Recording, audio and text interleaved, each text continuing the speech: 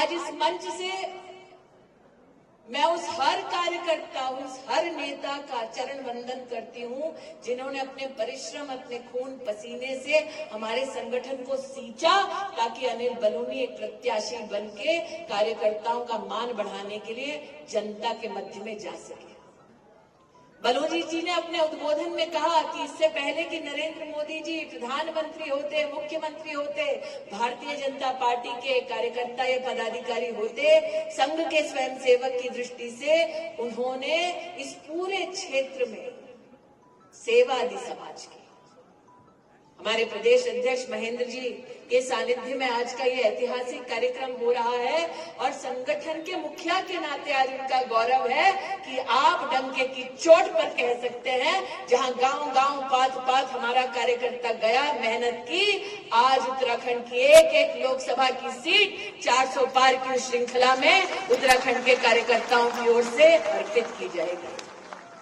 लेकिन बहनों को विशेष आग्रह करना चाहते हैं, इससे पहले कि मैं धामी जी आपका स्वागत यहां पर करूं, हम बहनें जानती हैं कि दुख की घड़ी में जो संग दे वही सच्चा साथी, वही भाई, वही देव तुल्य, वही पिता तुल्य।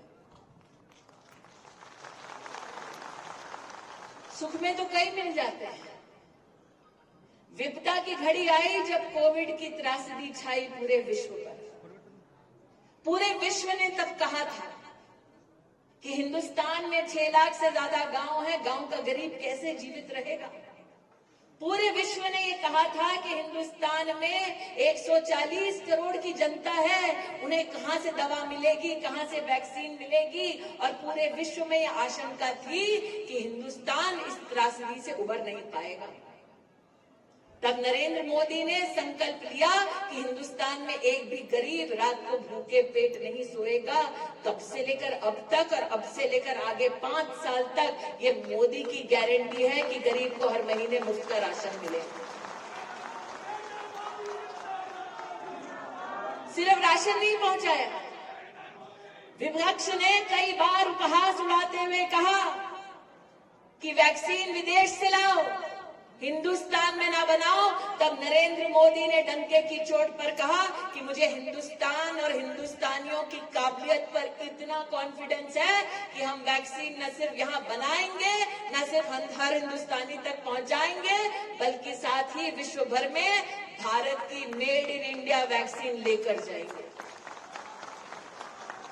यहाँ पर कौन है जिसने वैक्सीन नहीं लगाई? सबने लगाई है? कितने लोगों ने लगाई है? थोड़ा हाथ ऊपर करो।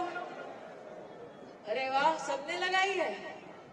अब जो हाथ ऊपर किया है वही दिल पर रखकर बोलो, अगर गांधी खानदान की दिल्ली में सरकार होती तो मुफ्त का वैक्सीन पहुंचता सबको? अगर गांधी खानदान की सरकार दिल्ली में होती तो मुफ्त का राशन पहुंचता सबको? अगर गांधी खानदान का राज होता केंद्र में तो मेरी बहनों को उनके बैंक के खाते में 500 की 3 किस्तें पहुंचती। अगर गांधी खानदान होता तो देश में 10 करोड़ बहनों को मुफ्त का गैस का सिलेंडर उज्ज्वला में मिलता। अगर गांधी खानदान होता तो पूर्व सैनिकों को 1 रैंक 1 पेंशन मिलता। अगर गांधी खानदान होता तो आसमान चीर कर आतंकी कैंपों पर हिंदुस्तान की वायुसेना, थल सेना के आक्रमण करके हिसाब बराबर करती। अगर गांधी खानदान होता केंद्र में सत्ता में तो क्या धारा 370 हटती? अगर गांधी खानदान होता तो भव्य राम मंदिर क्या अयोध्या जी में बनता? तो अगर ये सब सतत विकास करवाना है तो अनिल बलूनी के सम्मान में पोलिंग बूथ पर जाना है। और कौन सा बटन दबाना है?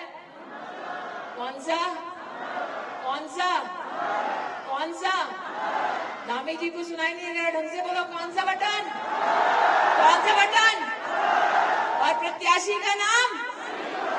प्रधानमंत्री का नाम? प्रधानमंत्री का नाम? तो फिर अब की बार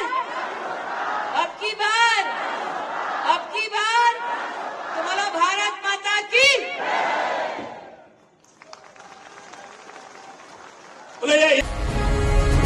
जी भारत।